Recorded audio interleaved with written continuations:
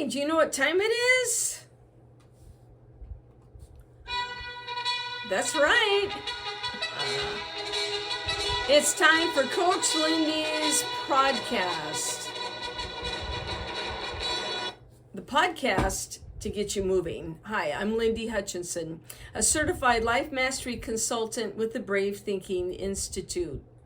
As a life coach, I help others transform their life as I have mine. It's not easy, but it is possible, and it most certainly is worth it. Each week, I'll share insights that inform, inspire, and ignite in you your desire to create a life that you love. So let's find out what's going on this week. So here we are. Welcome to Coach Lindy's podcast. The podcast to get you moving. Looking forward to spending a little bit of time with you today. What do we have this week? We have In Tune with the Infinite by Ralph Waldo Trine, Trine, Trine. Mr. Trine, a little background on him. He is an old-timey guy. This book was published in 1897. And it, like so many of the books that we talk about here on the podcast, is considered a pillar, an important part of your library of personal development. Mr. Ralph was born in 1866 in Illinois, and he passed in 1958. He was a New Thought writer, like so many that we've talked about have been, a philosopher, and he attended Johns Hopkins University, and he graduated in 1893. He did marry, he had a son, and he worked as a correspondent for the Boston Evening Transcript. He was influenced by Ralph Waldo Emerson, which is easy to say. That Trine is a little harder for me to say.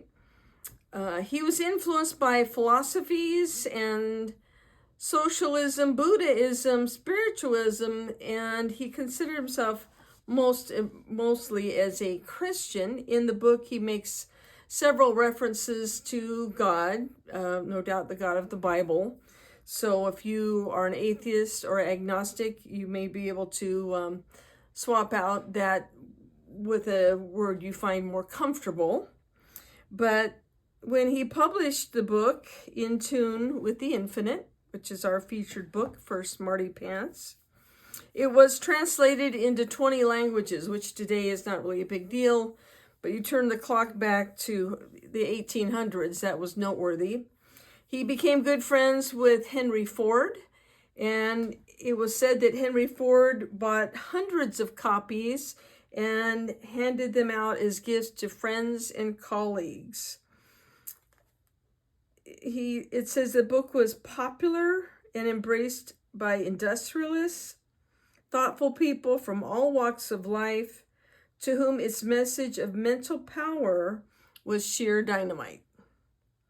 Enduring for decades as the nation's preeminent work of self-help, In Tune with the Infinite speaks as urgently and radically today as it did more than a century ago.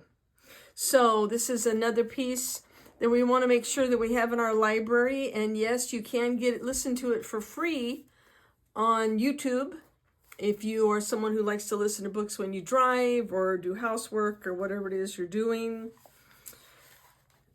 I'll read a little excerpt. This is on page 18. It says, there is, in connection with the thought forces that we may term the drawing power of mind, and the great law operating here is one with that great law of the universe that like attracts like. We are continually attracting to us from both the seen and the unseen side of life forces and conditions most akin to those of our own thoughts. So we're going back to the theme of what we've been covering, how our thoughts are things. Our thoughts actually have waves of energy. And as he's talking about in the 1800s, how things are drawn to us, events, places, things are drawn to us by the way that we think. This law is continually operating whether we are conscious of it or not. We are all living, so to speak, in a vast ocean of thought. And the very atmosphere around us is continually filled with the thought forces of that being continually sent, or that are continually coming out in the form of thought waves. We are all affected, more or less, by these thought forces, either consciously or unconsciously. And in the degree that we are more or less sensitively organized, or in the degree that we are negative, and so are open to outside influences rather than positive, thus determining what influences shall enter into our realm of thought and hence into our lives. So this is another powerful book in tune with the infinite, life-changing power of the way that we think, and understanding that so much of our life comes from the inside out, not the outside in. So, very powerful. Ralph Waldo Trine. That's hard for me to say. And our power word for the week is inner, as our inner self. Our train your brain thought for the week is our outside shows what our inner self is. And he covers a lot of that in this publication. I encourage you to get it. There's a lot of, being that it's an older book, you can find it pretty easily. And it's really great to have this little handy dandy paperback book. Inexpensive in terms of actually purchasing it, but invaluable in what it has in insights and information. So, from our Hey That's Funny file, Mark Twain said, wrinkles should only indicate where smiles have been. So, thank you for being with me this week. I always enjoy your company, and I will look forward to seeing you next week. Remember, you deserve to have your dreams come true. Keep building a life that you love, and we'll see you next week. Take care. Bye-bye.